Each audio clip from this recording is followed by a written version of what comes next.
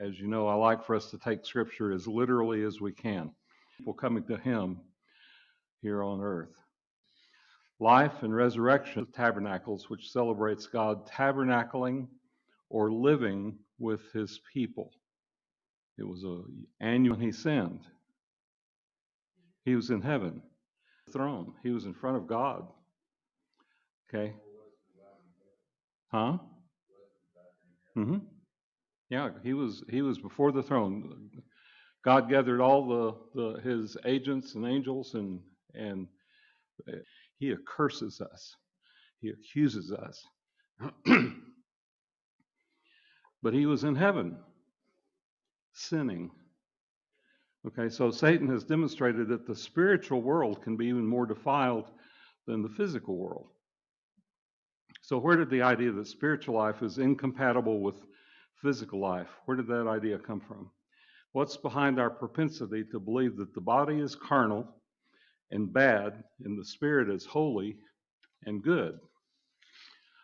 Well, Randy Alcorn traces these ideas back to Plato. Someone had a camera back then, so they took his picture, and you can tell he's always the one with his finger like this. Plato lived his adult life during the understand. Plato believed that the highest objective was to be aware of reality and such, and this was obtained by conversation and challenge with other super smart philosophers. When he untethered, or when we untether from Scripture, you can basically believe anything you want. You can make it say whatever you want when you move further away from Scripture. Plato considered the body a prison for the mind, and his ideas basically set the spiritual and mental aspect of life at odds with each other.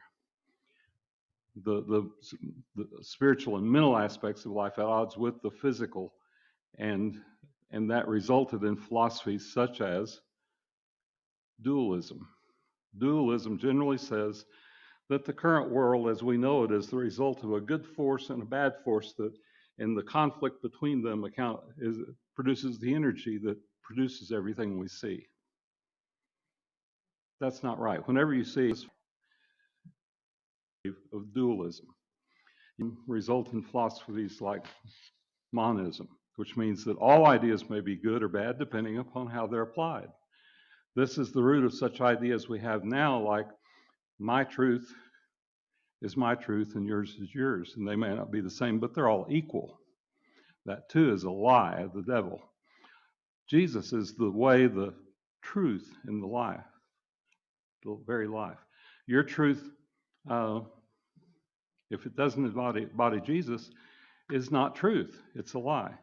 When you use the mentality, it's the soul that's important, not the body. It can unpack in any body. That's a lie. Some of the early Christian theologians were impressed with the apparent spirituality of these ideas from the Greeks and tried to reconcile them into their interpretations of Scripture. Randy Alcorn coined the term Christoplatonism. I think that's the way he would say that. Christ and Plato merged together. We don't get to merge anything with Christ. Okay, y'all understand that. But to distinguish between the secular versions of these philosophies. Okay, Philo was a Jewish scholar who lived in Alexandria, Egypt, around the time of Christ. You can see it on the map in Egypt. He was very impressed with the Greek philosophers and tried to harmonize the Hebrew Torah to Greek philosophy by allegorizing various scriptures. As Christianity spread, the Alexandrian school was able to influence some of the early church fathers, like Clement of Alexandria, who lived from about 150 AD to 215 AD, first couple of centuries AD, and Origen, who lived from 185 to 254 AD. You can see these were a couple of centuries after Christ. These early theologians embraced the idea that only the most highly educated people were qualified to find the hidden meanings that ordinary people would tend to take at face value. The elitism combined with the ideas from Athens developed into a dichotomy of spiritual versus physical, such that the spiritual world was considered more holy than the disgusting physical world. Body is bad, spirit is good. Okay. Meanwhile, the apostles came out of Jerusalem and went about spreading the literal gospel after Christ's ascension. The ascension didn't represent anything, it just happened. It was literally real. Some of their scholarly converts gathered around Antioch, and they adhered to a more literal interpretation of Scripture. This kept them from being quite so enamored with the Greek philosophers. You see how the Scriptures protect us from these things. But God. For indeed, Jews ask for signs, and Greeks seek for wisdom. We preach Christ crucified, the Jews a stumbling block, and the Gentiles a foolishness. But to those who are the called, both Jews and Greeks, Christ the power of God and the wisdom of God. Because the foolishness of God is wiser than you, and the weakness of God is stronger.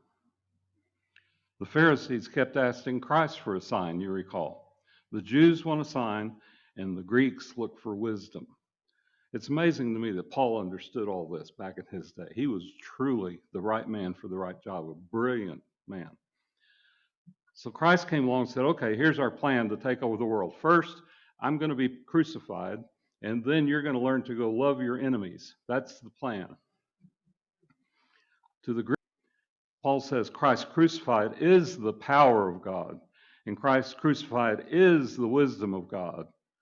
You want to know God's wisdom? It's Christ crucified. But they couldn't see it. So back to our history. Alexandria fought with the theologians from Antioch, and the Alexandrians won. Okay?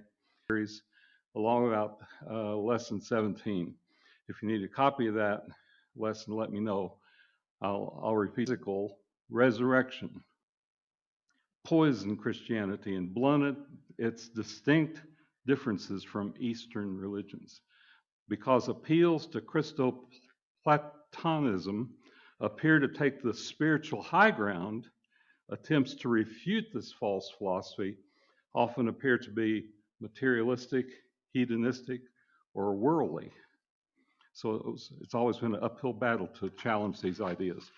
The Christians in Corinth had been taught these early Platonic ideas, and Paul took pains to correct their thinking. The most extensive exposition of resurrection ideas and the best explanation of the doctrine of the resurrection up through 44. So it will be with the resurrection of the dead. The body that is sown is perishable, it is raised imperishable. It is sown in dishonor, it is raised in glory. It is sown in weakness, it is raised in power. It is sown a natural body, it is raised a spiritual body. If there's a natural body, there's also a spiritual body. There's a subtle difference there we'll get to. Paul establishes that the physical body and spiritual body are different. And we can get the idea that only the spiritual body can be holy if we focus only on the next few verses. What we miss here is that in speaking of a spiritual body, he's still talking about a body, a spiritual body. He's not talking about just a spirit. He's talking about a spiritual body. Okay, the point is concluded at verse 50. Who has 1 Corinthians 15:50c?